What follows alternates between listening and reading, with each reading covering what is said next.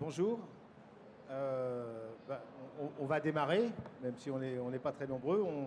Le sujet du jour, c'est de présenter un petit peu le mode de fonctionnement dans les services à la personne en groupement de coopération sociale et médico-sociale, et de vous faire part un petit peu de notre expérience et de ce mode d'organisation qui est finalement peu connu. En parcourant le salon, vous avez pu voir que le mode très présent ici d'organisation et de coopération entre les acteurs, c'est essentiellement le mode de la franchise qui est ici bien représenté. Vous savez que dans le secteur des services à la personne, il y a deux types de grands acteurs, les acteurs associatifs et puis les acteurs d'entreprises privées, aux côtés aussi des CCAS et d'autres établissements publics. Le groupement de coopération, c'est un mode d'organisation qui va permettre de réunir les acteurs autour de sujets de coopération. Alors ça peut aller de développer ensemble simplement des projets ou aller beaucoup plus loin. C'est ce que nous avons fait. Notre groupement donc, comprend 4 associations d'aide à domicile et un service de soins infirmiers à domicile qui pour l'heure sont des associations, mais qui pourraient aussi être des entreprises. Pour revenir sur le mode de fonctionnement en groupement, il y a deux types de groupements de coopération sociale et médico-sociale. Il y a les groupements de droit public qui sont de fait, dès lors qu'il y a au moins un acteur public, un hôpital, un service public qui est membre, même si les autres acteurs sont des acteurs de droit privé. Et puis il y a les groupements de coopération de droit privé.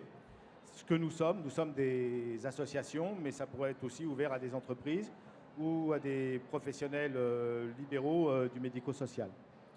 Je ne sais pas, on peut passer là. Voilà, donc pourquoi est-ce qu'on fait un groupement? Donc pour nous, en ce qui concerne, c'était pour des raisons de mutualisation de certaines activités, notamment des fonctions support, mais c'était aussi pour exercer ensemble différentes actions autour de l'usager. Ça nous a permis de développer des projets, le fonctionnement en groupement, et ça nous a permis aussi d'offrir une offre de services assez homogène sur un territoire donné, en regroupant plusieurs acteurs. Philippe, tu veux dire un mot sur les groupements, de ce que relève les lois? Juste d'un point de vue réglementaire, ça marche pas là? Alors, juste d'un point de vue réglementaire, en fait, il s'agit bien d'un groupement, donc vous avez bien des personnes physiques ou des personnes morales qui décident de se regrouper. Et ça se superpose l'un avec l'autre. C'est pas, le groupement ne se substitue pas intégralement à l'association, à l'entreprise ou au professionnel de santé ou médico-social qui vient intégrer le groupement. En termes de texte réglementaire, ça s'appuie sur la loi de 2002 qui a prévu la transposition de la loi qui existait de 1995 dans la santé dans le secteur médico-social. Et vous avez une très longue instruction, un décret en 2007 qui a précisé le cadre et une très longue instruction ministérielle qui, par le menu, détaille ce qu'on peut faire, ne pas faire en termes de mission et en termes de coopération. Les missions donc, sont de tout ordre. Elles doivent avoir une activité sociale ou médico-sociale quand même, d'accord ? Que ce soit un établissement autorisé, agréé, enfin voilà. Par contre, il faut qu'il y ait une vocation médico-sociale reconnue par la puissance publique. Et là-dessus, ça doit partager en commun un minimum d'activités, de missions, voire ça peut aller jusqu'à partager en commun une autorisation. Voilà. Tu veux parler du régime juridique? Tu veux en parler? Non? Alors, sur le régime juridique, Didier Pagel vous disait donc il y a deux types, la loi a défini deux types de GCSMS, ceux de droit privé qui regroupent l'ensemble des acteurs privés qui décident de se regrouper, qu'ils soient marchands ou non marchands, lucratifs ou non lucratifs, et les GCSMS de droit public. Alors, le droit public, ça ne veut pas dire que ce ne sont que des établissements publics entre eux. Mais à partir du moment où il y a au moins un établissement qui est reconnu établissement public, le GCSMS prend le statut de droit public. Donc du coup, il peut y avoir des mariages entre des établissements privés, marchands ou non marchands, et éventuellement des établissements publics. Par contre, le statut du groupement sera là de manière automatique un groupement de droit public. Voilà, ça c'est la loi qui l'a fixé. Tu veux parler des motivations de départ ? Alors, les motivations de départ, vous m'entendez bien là? Tout le monde m'entend bien? Oui. Les motivations de départ pour nous, c'était de se regrouper pour 3 raisons. Hein. Développer des projets, essayer de créer des projets innovants dans le domaine de l'aide à domicile. On vous en parlera un petit peu plus tard de ce qu'on a pu développer. D'essayer de garantir la qualité des membres de façon uniforme et homogène.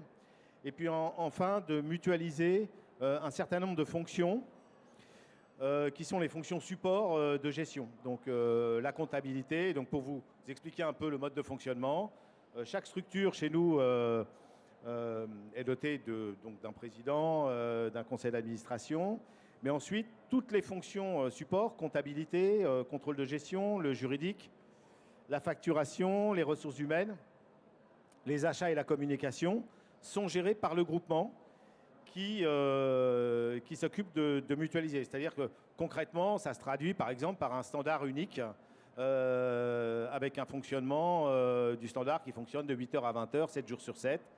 On a réuni les standardistes des uns et des autres dans un seul lieu et on a mutualisé l'ensemble.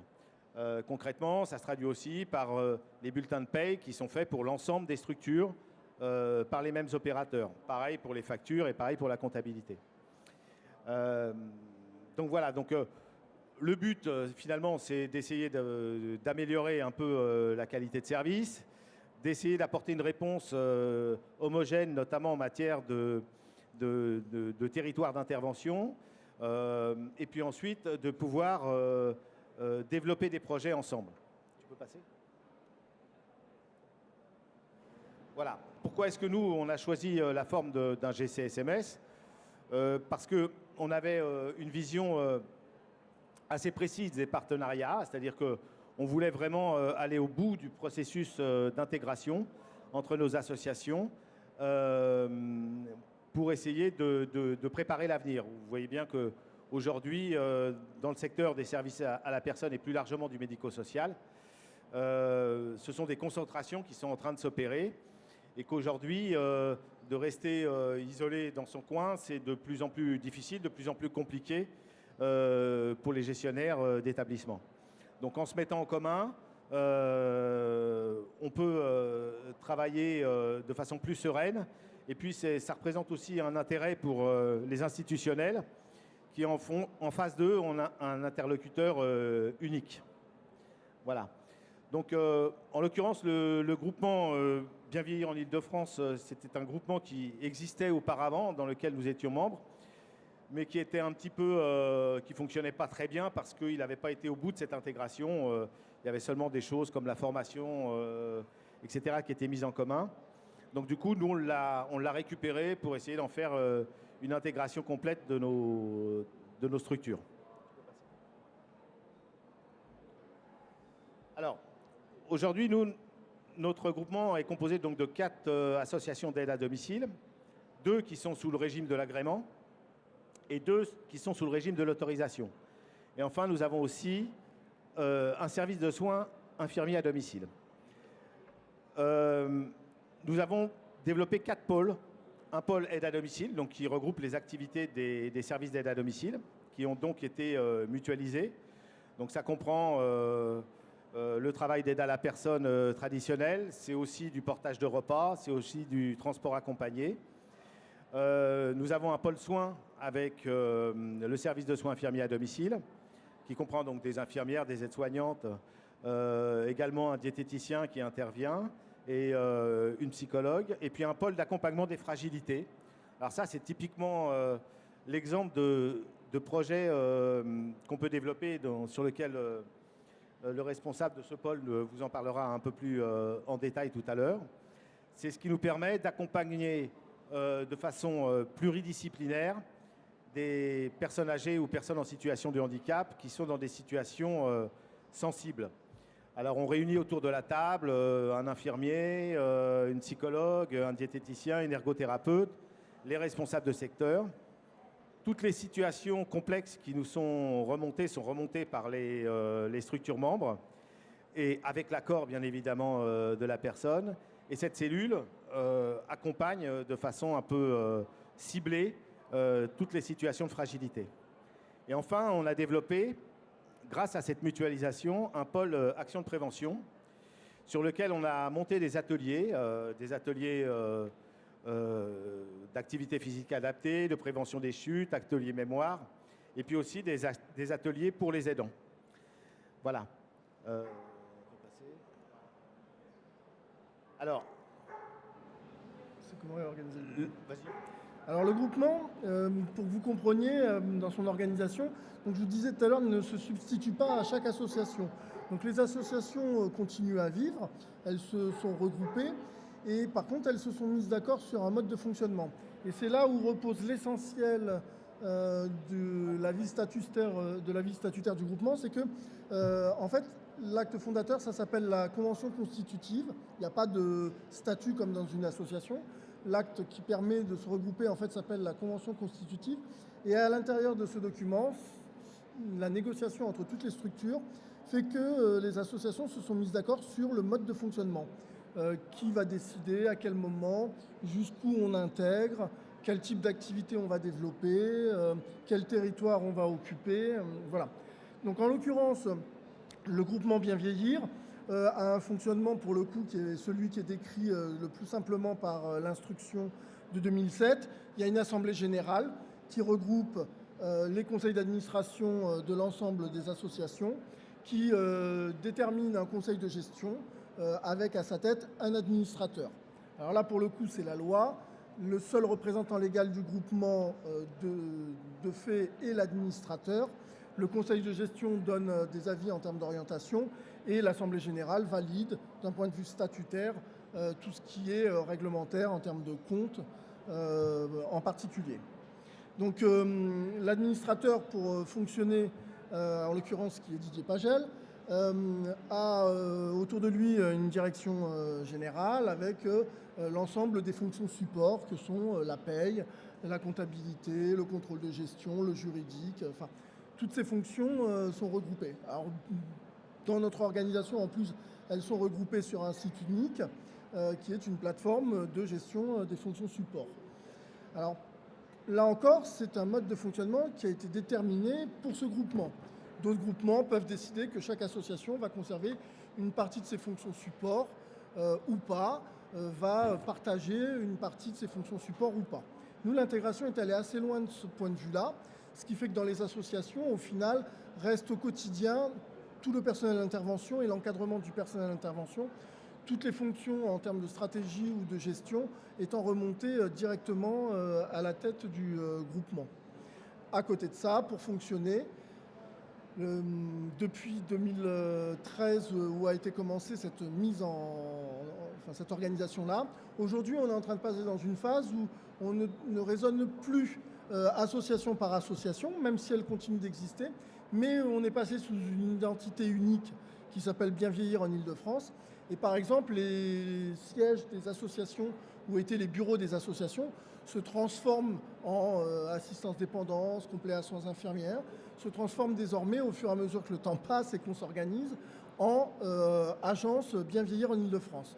Et ça permet au final, l'offre globale dont vous parlez tout à l'heure Didier Pagel, ça permet au final de proposer sur l'ensemble des sites et des territoires sur lesquels on est, l'offre intégrale de ce que toutes les associations du groupement sont capables de proposer, alors qu'elles étaient proposées auparavant à un endroit, à un autre, voire à un autre.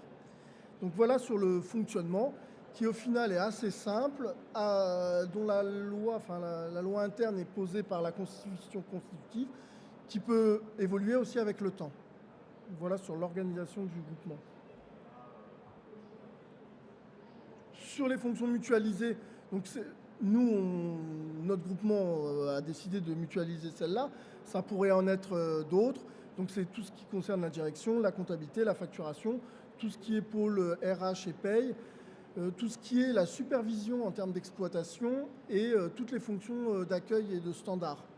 À noter quand même que ça a été aussi l'occasion de mutualiser un certain nombre de fonctions qui ne sont pas forcément des personnes, mais qui sont le système d'information.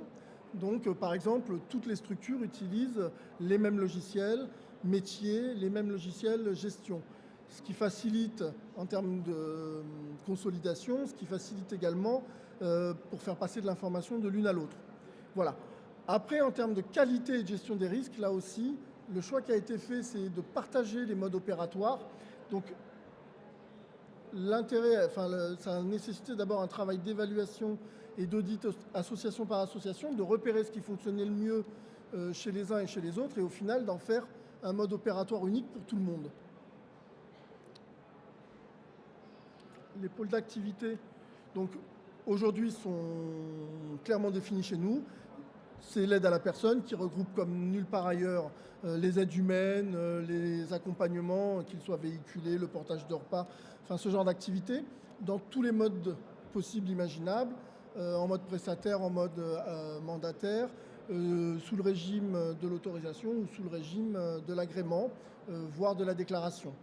À noter que dans le cadre de l'aide à la personne, le groupement a obtenu sur l'Île-de-France d'être le prestataire pivot de la CNAV pour les activités de panier de service.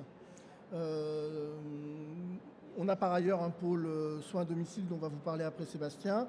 On a un pôle prévention qui se développe, dont l'idée là est de proposer à nos bénéficiaires, à nos clients, à nos usagers, quelle que soit l'expression, là pour le coup des prestations d'accompagnement et de prévention de maintien à domicile. Et un pôle un peu singulier dont Sébastien va vous parler aussi après, qui est le pôle d'accompagnement des fragilités, où là c'est une réponse typique de ce que propose un groupement, c'est que là on mutualise l'ensemble des professionnels et des compétences qu'on a au sein du groupement et on les propose éventuellement même sur un territoire qui n'est pas forcément celui où le professionnel travaille habituellement. Tu dis deux mots sur... Alors en fait, ce qui est important avant d'arriver sur Opus, ce qui est important à dire, c'est que le fonctionnement en groupement, ça nous a permis de donner de la cohérence à nos projets respectifs. L'idée, c'était de dire, quel que soit, nous avons aujourd'hui 8 agences en Île-de-France.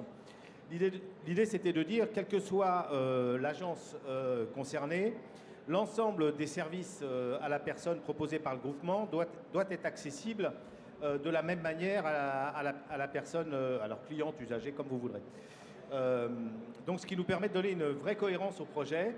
Ce qu'on ne pouvait pas faire seul, par exemple, d'accompagner sur des ateliers de prévention, de faire du transport accompagné ou du portage de repas. Aujourd'hui, on est en mesure de le proposer sur l'ensemble de nos agences. On a vraiment, pour le coup, une offre de services et d'accompagnement qui est assez homogène et assez globale.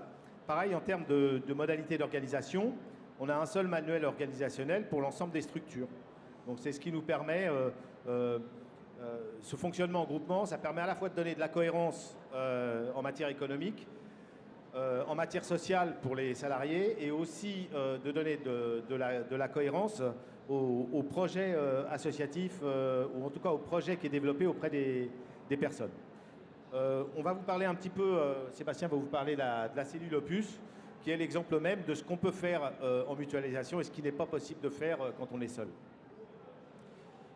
Oui, alors donc la cellule Opus, qu'est-ce que c'est? C'est donc le regroupement des différents responsables de secteur de chaque agence, avec des professionnels de santé, la psychologue, le diététicien, l'ergothérapeute, les infirmiers.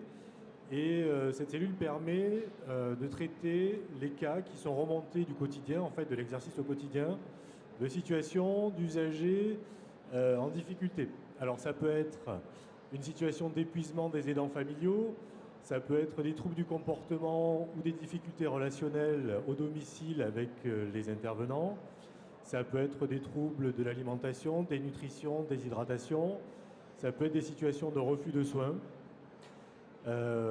L'idée, c'était de ne pas conserver ces situations problématiques dans chaque agence, mais de les faire remonter et de pouvoir bénéficier d'une expertise globale et collective. d'apporter des regards différents selon la profession de chacun et surtout de pouvoir déterminer des actions pour améliorer la difficulté. Donc par exemple, on pourrait nous signaler une situation de dénutrition par un responsable de secteur, une intervenante au domicile qui se retrouve en difficulté parce que la personne ne mange pas ou mange mal. On va analyser la situation et proposer par exemple la visite du diététicien au domicile pour proposer à la famille, à l'usager directement ou éventuellement aux auxiliaires de vie qui sont amenés à faire les achats alimentaires, un plan d'action, des choses de manière à pouvoir corriger et améliorer la situation. Donc ça peut être une intervention directement au domicile, mais ça peut être aussi la mise en place soit d'un groupe de parole avec nos salariés qui par exemple sont en difficulté face à une situation au domicile rendue compliquée par des troubles du comportement ou des troubles liés à une situation de démence. Là, la psychologue va travailler avec les salariés sur la posture à adapter au domicile pour pouvoir avancer dans les soins et dépasser souvent une situation de blocage qui fait que les intervenantes reviennent à l'agence en disant on n'y arrive plus, c'est compliqué, comment est-ce qu'on peut faire? Et finalement, tout le monde s'épuise. Donc on essaie d'imaginer des solutions personnalisées et concrètes pour améliorer la qualité des interventions. Ça peut être également l'occasion de détecter des besoins de formation pour nos salariés de manière à pouvoir proposer des choses très ciblées. Plutôt que de proposer des formations généralistes, on va proposer une formation spécifique sur la fin de vie, spécifique sur les troubles liés à la maladie d'Alzheimer, tout un tas de problématiques que peuvent rencontrer les intervenantes au domicile. Par exemple aussi, des choses très techniques sur l'utilisation des aides techniques au domicile. Un lève-malade, un verticalisateur, c'est pas toujours évident d'utiliser ce type de matériel. Donc on va pouvoir proposer des modules de formation, soit ciblés, soit si on s'aperçoit que c'est quelque chose qui répond à un besoin récurrent, d'intégrer ça au cycle de formation interne du groupement. Donc voilà, alors ce qui est intéressant, c'est qu'effectivement Opus a pu être mis en place grâce à l'expertise collective des responsables de secteur et des intervenants médico-sociaux. C'est une structure qui a été mise en place sur d'abord, c'est gratuit pour les usagers et c'est quelque chose que nous finançons nous-mêmes, pour lequel nous ne sollicitons pas jusqu'à présent de financement particulier de la part soit de l'ARS, soit du conseil départemental. Voilà. Oui, alors on va passer peut-être... donc là, on vous a exposé un petit peu comment était géré l'ensemble des fonctions support et maintenant, on va vous parler un petit peu des antennes, comment est-ce que tout ça fonctionne. Donc aujourd'hui, nous avons 8 antennes. Alors, donc le nom, c'est Bien vieillir en Île-de-France, mais on est loin de couvrir toute l'Île-de-France. Par contre, nous sommes très présents sur le Val-de-Marne, un peu moins sur le 92 et aussi un peu moins sur le 93. L'idée, c'est quand même d'avoir des territoires qui se jouxtent, c'est-à-dire qu'on ne se marche pas sur les pieds. Et par contre, on essaye d'avoir, comme je vous disais tout à l'heure, une réponse homogène. Donc, chaque antenne, finalement, chaque agence gère la relation de proximité, que ce soit avec l'usager, elle noue les partenariats locaux, elle travaille auprès de nos partenaires, que ce soit les partenaires des conseils départementaux, des caisses de retraite, des hôpitaux. Et on essaye d'avoir une relation de proximité pour essayer d'allier une connaissance du terrain à l'organisation. Donc chaque antenne fonctionne avec un responsable de secteur, un ou plusieurs responsables de secteur, et ce que nous appelons des assistants responsables de secteur qui sont plus spécialement chargés d'établir la planification des interventions. Et bien évidemment avec tous les personnels d'intervention. Alors nous on relève d'une convention collective, celle de l'aide à domicile, donc avec toutes les catégories de personnes, de l'auxiliaire de vie sociale à l'agent à domicile. Ensuite, de façon mutualisée, ces agences peuvent faire appel à des services qui sont centralisés, comme le transport accompagné. C'est-à-dire que si demain, une des personnes que l'on suit en aide à domicile a besoin d'un déplacement pour aller au cimetière ou chez le médecin, le même interlocuteur qui est la responsable de secteur, qui est le coordinateur pivot de la personne, peut faire intervenir le service de portage de repas sans que la personne soit obligée d'aller appeler une structure spécifique. Donc elle organise l'intégralité du plan d'action.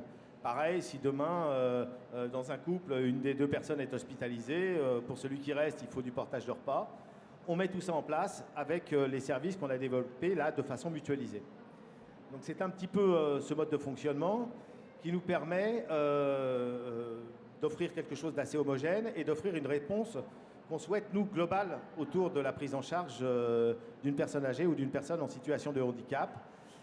Alors, le fonctionnement en groupement, c'est vrai que c'est un peu complexe en matière administrative, mais je dirais qu'on a toujours eu le souci d'en faire, nous, notre affaire, et de façon à ce que, pour la personne, pour l'usager, ce soit totalement transparent et que ce ne soit pas une complexité.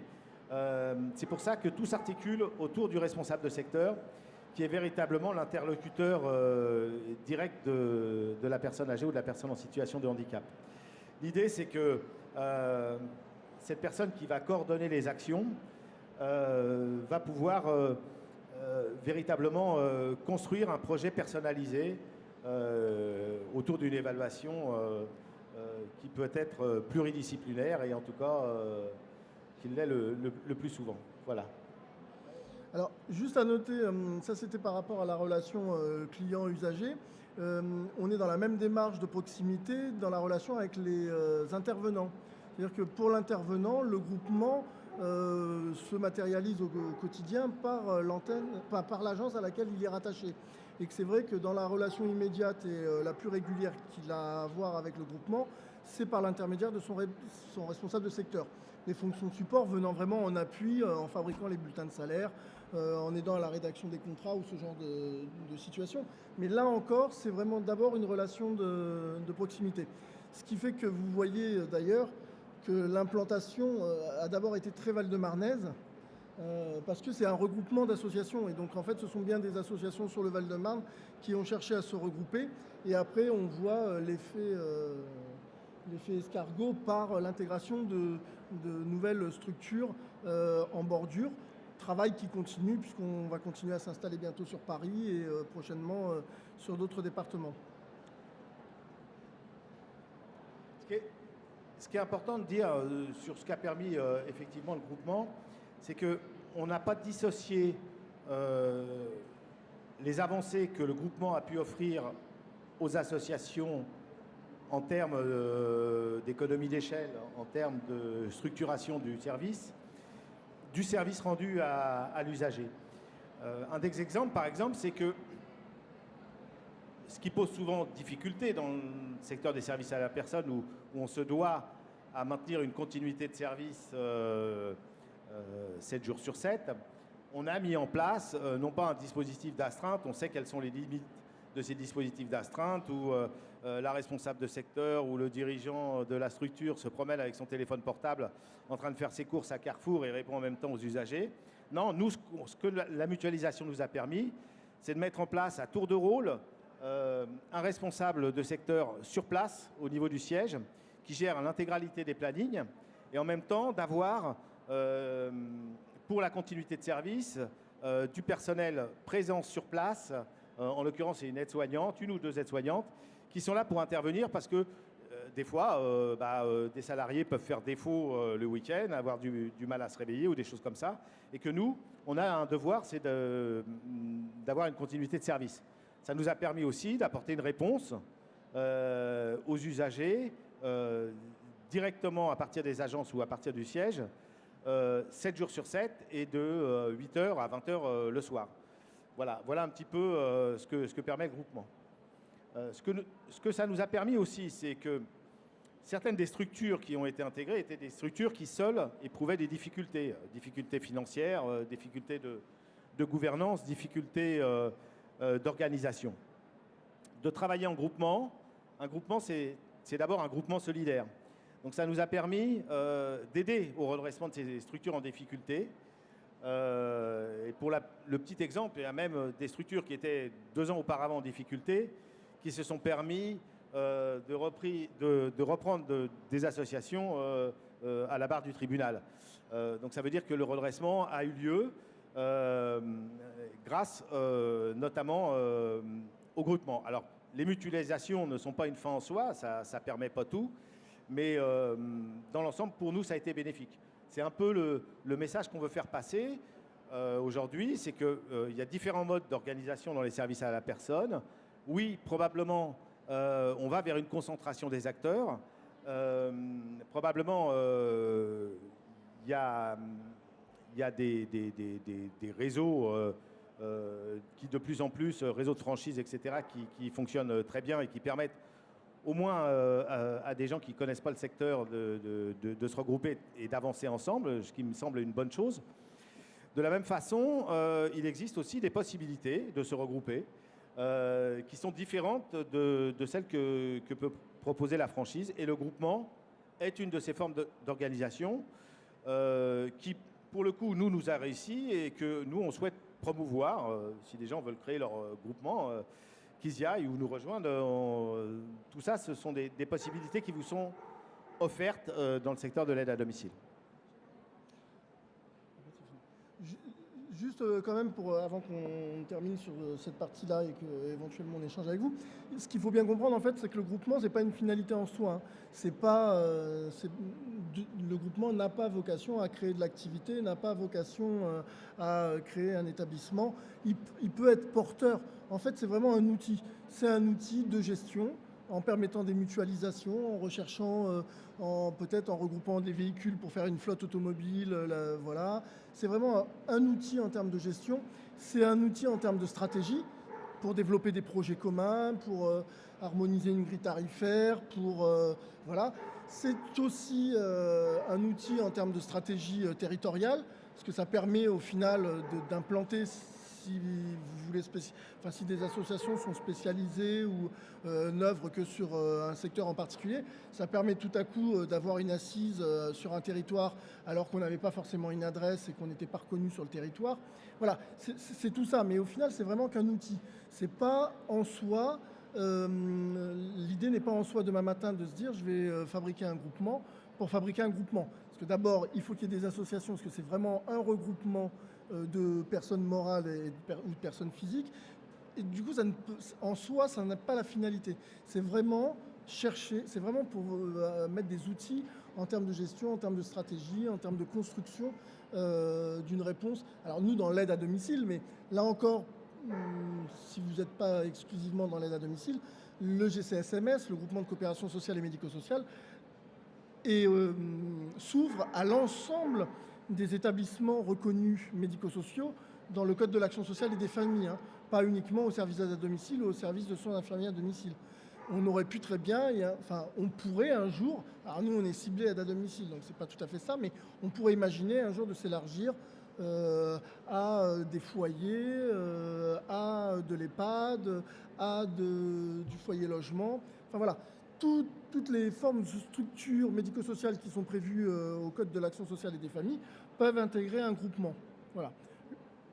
Je ne sais pas quoi vous dire d'autre que c'est vraiment un outil en fait très souple, peut-être un peu moins onéreux que les franchises au démarrage, parce que c'est qu'avec les moyens des uns et des autres. Hein, ça n'apporte pas, alors là pour le coup, ça n'apporte pas de ressources financières autres que celles des associations. Par contre, les mutualisations, l'organisation, la stratégie qu'on peut déterminer en termes de tarifs, voilà, fait que normalement, ça doit être un outil qui vous permet de trouver de la performance, d'améliorer de la qualité, de développer en même temps des projets communs. Voilà à peu près sur ce qu'est un groupement. Alors, nous, par exemple, aussi, c'est que parfois, ça vous permet soit une labellisation en termes de qualité, soit une reconnaissance. Et par exemple, nous, le groupement Bien Vieillir a été reconnu l'année dernière acteur de l'économie sociale et solidaire. Donc par un arrêté du préfet, on a été reconnu comme entreprise de l'économie sociale et solidaire part, la politique salariale qu'on menait, où on allait à la convention, enfin, on appliquait une convention collective, on allait au-delà, on proposait on mettait en place de la qualification intensive et importante des personnels. Voilà, ça permet aussi des reconnaissances qui, en termes parfois de marketing, peuvent avoir un intérêt. Voilà tout ce que peut vous apporter un groupement. Sur la formulation, c'est assez simple, hein. Il faut rédiger une convention constitutive, c'est le plus dur, enfin, c'est l'élément fondamental, c'est ça le plus compliqué. Après, c'est pas mal de tracasseries administratives pour s'organiser, mais bon, comme on est plusieurs, au bout d'un moment, ça devient plus facile. C'est vrai qu'au départ, c'est un petit peu difficile à mettre en œuvre parce que la convention constitutive, c'est quelque chose quand même d'assez complexe. Par ailleurs, les textes tels qu'ils sont aujourd'hui font que chaque fois qu'il y a un nouveau membre dans le groupement, il faut modifier la convention constitutive. Enfin, ce n'est pas un outil forcément très souple en matière juridique et administrative. Par contre, c'est un véritable outil de fonctionnement une fois qu'on maîtrise à peu près les choses. C'est pour ça que, à mon avis, ça vaut le coup de faire un groupement si on va jusqu'au bout de l'intégration. Si c'est pour mettre en commun un bol de Smarties et quelques éléments, je trouve que là, juridiquement et administrativement, c'est très lourd à porter. Je ne sais pas si on a fini. Oui. Voilà. Donc, si vous avez des questions sur le fonctionnement en groupement et en tout cas sur le retour d'expérience qu'on peut vous faire si vous êtes intéressé, voilà, on peut répondre à vos questions.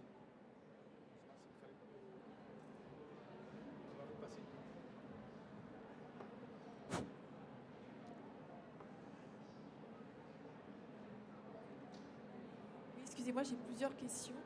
Vous parlez de 8 agences, de 8 antennes, pardon. Agence. Mais combien d'associations ça regroupe au final? Parce que les 8 agences, bien entendu, sont 5 associations. 5 associations, 4 services d'aide à domicile et un service de soins infirmiers à domicile. D'accord. Donc, juridiquement, il y a 4 associations membres. Voilà, et juridiquement, excusez-moi, c'est peut-être une redite où j'ai mal compris, mais les salariés de chaque association demeurent salariés de des associations respectives, bien que les fiches de paie soient mutualisées avec un département support commun, c'est ça? Exactement. Alors, aujourd'hui, ce qu'on a fait quand même, c'est qu'on a fait remonter l'ensemble des personnels des fonctions support sur le groupement, avec donc conservation de l'ancienneté, etc., etc. Après, il y a des questions qui restent encore posées. Comment est-ce qu'on fait, par exemple, pour les institutions représentatives du personnel? Est-ce qu'à un moment donné ou pas, faut tout regrouper? C'est vrai qu'en même temps qu'on avance, on progresse et on expérimente. Hein. Aujourd'hui, chaque association a ses propres institutions représentatives du personnel. C'est vrai que ça démultiplie beaucoup de choses. Peut-être que là aussi, il y a des progrès à faire encore. Alors, d'autant que la loi en matière d'employeurs a prévu, enfin, il y a un concept qui a été imaginé, qui est le groupement employeur, mais il est assez compliqué à mettre en œuvre nous concernant, parce que, enfin, je pense que nous, on finira à un moment par pouvoir y aller, mais c'est assez compliqué à mettre en œuvre parce que le groupement d'employeurs, ça veut dire qu'on partage la même convention collective, les mêmes accords. Enfin, au final, il faut être arrivé à un niveau très avancé de mise en commun juridique. Donc voilà. Mais par exemple, il y a le groupement d'employeurs qui existe. Les sportifs, dans les fédérations sportives ou ce genre de choses, c'est très très avancé déjà. C'est un concept, nous, qu'on travaille avec les conseils départementaux, parce qu'au moins sur les services autorisés, ils aimeraient un jour arriver à quelque chose comme ça.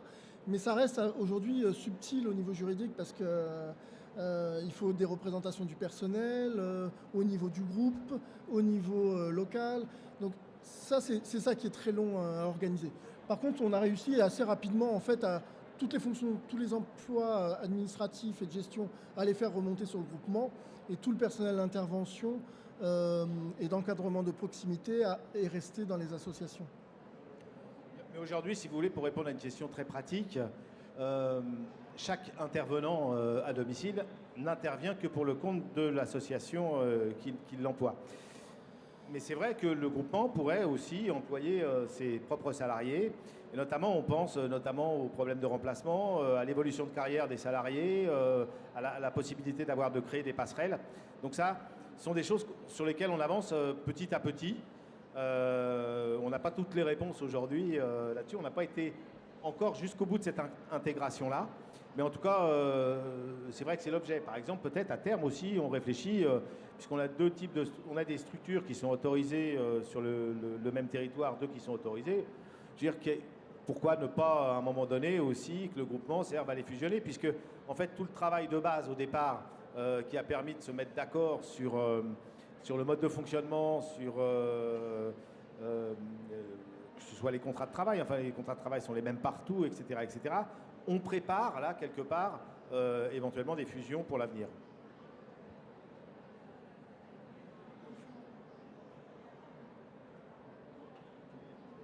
Vous entendez? Oui. Oui.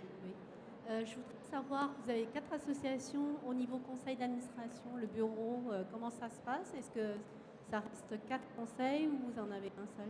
Ah oui, oui. Juridiquement, alors là, juridiquement, c'est ce que je vous disais.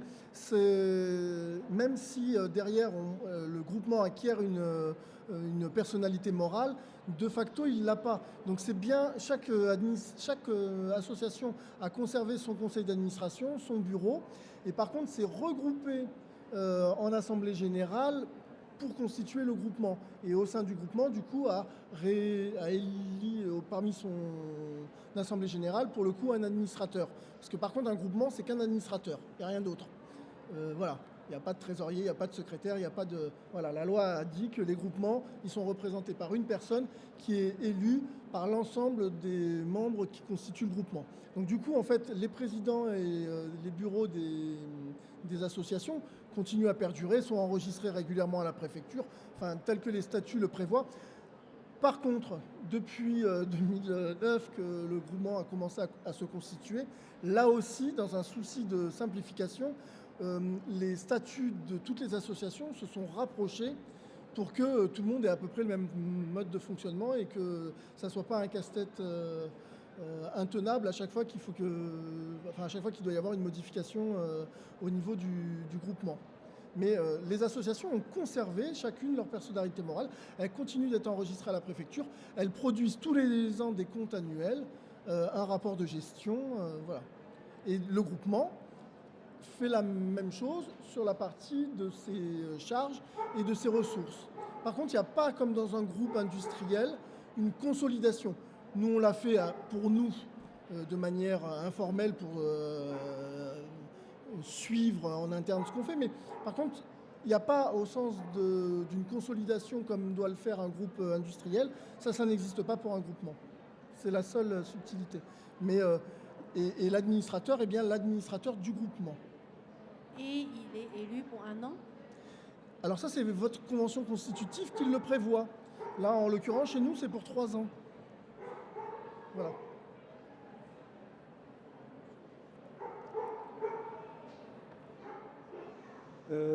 Oui, alors moi, je voulais vous...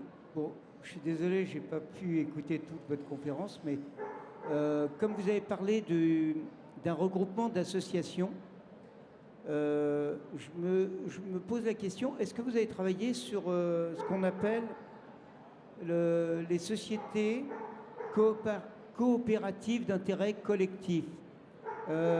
Parce que je trouve que ça me paraît une bonne formule pour... bon là, vous ne l'avez pas fait, si j'ai bien compris, mais est-ce que cette formule-là que j'évoque, ça peut être pertinent ou pas pour monter des structures voilà, en lien, voilà. Alors oui, effectivement, on pourrait même d'ailleurs intégrer, nous, des SIC à l'intérieur ou des scopes, il n'y a pas de difficulté à ça. Effectivement, c'est une forme d'organisation. Il se trouve que nous, à la base, c'était des associations ça n'existait pas, et c'était des associations qui étaient membres. Elles n'ont pas changé leur statut juridique pour devenir, mais SCOP ou SIC, mais effectivement, ce type de structure. Mais là, on est vraiment dans un regroupement, c'est-à-dire que, en fait, chaque personne morale reste indépendante. C'est-à-dire qu'aujourd'hui, on peut même intégrer dans un groupement de coopération sociale et médico-sociale des professionnels libéraux, vous voyez, des acteurs du médico-social. On peut les intégrer autour de nous. Donc voilà. Donc l'idée, c'est vraiment d'avoir au bout du compte, plus que la forme juridique, d'avoir au bout du compte un projet commun. Qu'est-ce qu'on veut faire? Qu'est-ce qu'on veut faire, nous, en l'occurrence, notre métier, c'est quand même de faire de la gérontologie. Qu'est-ce qu'on veut faire autour de la gérontologie? Qu'est-ce qu'on veut faire autour de la personne âgée? Quelle est notre vision? Est-ce qu'on a une vision commune des services qu'on peut rendre à nos aînés? C'est ça qui nous a motivés. Et en même temps, d'être capable de répondre aux enjeux d'aujourd'hui, qui sont des enjeux de concentration du secteur médico-social. Voilà. attention à la subtilité avec les SCOP ou les SIC quand même, c'est qu'il y a une notion de propriété qu'il n'y a pas dans une association ou dans un groupement. Le conseil d'administration, c'est des adhérents, point barre. Ils ont des droits, enfin, ils exercent un droit en qualité d'adhérent le temps où ils sont adhérents. Le jour où ils ne le sont plus, ils n'ont plus de droits. Dans une SIC ou dans une SCOP, vous avez des droits que vous détenez intuitis personae. Donc c'est les vôtres et vous les détenez, vous les exercez en étant ou pas dirigeant, mais vous exercez ce droit de propriété. Mais par contre, vous en récupérez quelque chose quand vous partez. Hein, ce qui n'est pas le cas dans une association, normalement, ou dans un groupement. Voilà. Donc c'est ça aussi la subtilité. C'est qu'au-delà du mode de gestion que vous voulez mettre en œuvre, il y a aussi la finalité de ce que vous... C'est dès le départ qu'il faut vous dire à qui on va donner l'outil. Voilà. Est-ce qu'il est détenu par la collectivité qui s'appelle une association, ou est-ce qu'une autre collectivité, genre SIC, parce que la SIC, la propriété, là, pour le coup, est extrêmement diluée. Voilà. Mais là, il y a déjà une réflexion sur ce qu'on veut faire à long terme de ce qu'on va fabriquer. Le groupement, c'est pas ça. C'est vraiment juste mettre des moyens en commun, des ressources en commun pour développer ensemble des projets. Après, la discussion, elle est plus, est-ce que le mode qu'on veut retenir, c'est de l'association ou est-ce que c'est de la SIC? Est-ce qu'il y a une dernière question, puisqu'on arrive à prendre les deux dernières? Allez-y. On va essayer de répondre rapidement.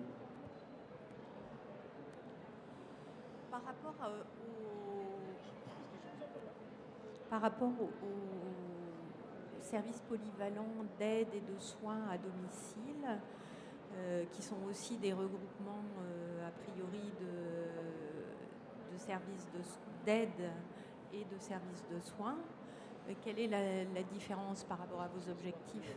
Je n'ai pas entendu le début de votre question. Excusez-moi, j'ai pas...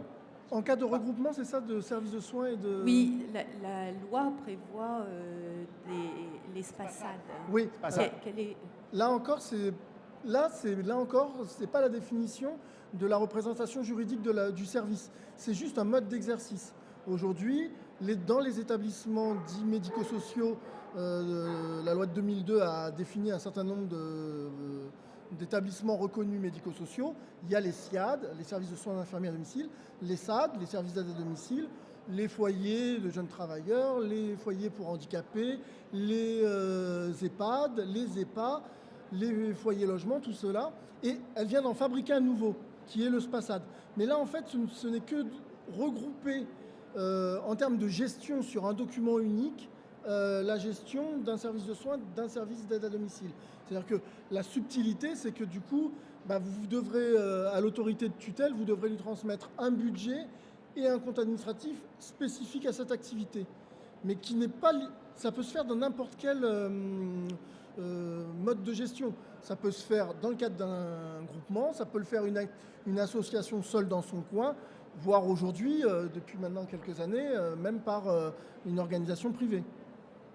Mais c'est juste le regroupement d'un mode de fonctionnement qui est le SIAD et le SAD.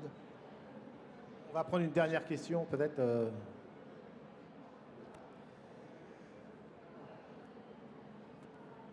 Bonjour, c'était simplement une question. Est-ce qu'un groupement comme le vôtre s'intègre dans un dispositif Maya, par exemple, ou Praerpa est-ce que c'est chaque association? Est-ce que c'est le groupement lui-même qui peut être un pilote de la région? Je ne sais pas. Oui, alors on n'est pas à l'initiative des Mayas, même si on a participé au départ lors des 17 Mayas expérimentales, on a participé au lancement de la Maya sur le Val-de-Marne en tant que membre à l'époque. Aujourd'hui, on est toujours membre de dispositif. On assiste aux tables de concertation tactique. Mais on n'est pas porteur aujourd'hui d'un dispositif Maya. Ce dispositif existe déjà par ailleurs. Mais par contre, effectivement, la volonté du groupement, c'est de s'intégrer dans ce type de dispositif et d'y participer, bien évidemment. Et même d'essayer de travailler en bonne intelligence, je dirais. C'est-à-dire que, par exemple, je vois les Mayas qui sont autour de nous n'ont pas de diététicien. Donc nous, on a un diététicien. Ça peut être des mutualisations là, qui peuvent se faire voyez, pour travailler autour de situations données. Mais quand on travaille sur une situation qui est portée par une Maya, on s'intègre dans le dispositif comme n'importe quelle structure. Mais d'un point de vue juridique, parce que je ne sais pas si votre question était de savoir, enfin, je ne sais pas où vous êtes, mais techniquement, juridiquement, un groupement pourrait être porteur d'une Maya. Après, c'est plus compliqué à commencer à expliquer que du coup, on est déjà dans un groupement où on regroupe un certain nombre de personnes et on y intègre une Maya qui doit là faire du réseau. Bon. Mais techniquement, c'est possible. Donc, je sais pas, on arrive à l'heure, là. Je crois que, je sais pas, il n'y a plus de questions. Donc, si les gens veulent en savoir plus, on vous a mis différentes brochures pour vous expliquer un petit peu ce qu'on fait. Après, si des gens souhaitent dans leur coin, soit créer un groupement, on est à leur disposition, nous, pour leur donner ce retour d'expérience. Si des gens ont envie de travailler en commun en Ile-de-France et souhaitent rejoindre notre groupement, et bien là aussi, on est ouvert à toute discussion. Vous trouvez nos coordonnées. Donc, voilà. Et puis, en tout cas, je vous remercie beaucoup de votre intérêt et de votre attention. Merci beaucoup.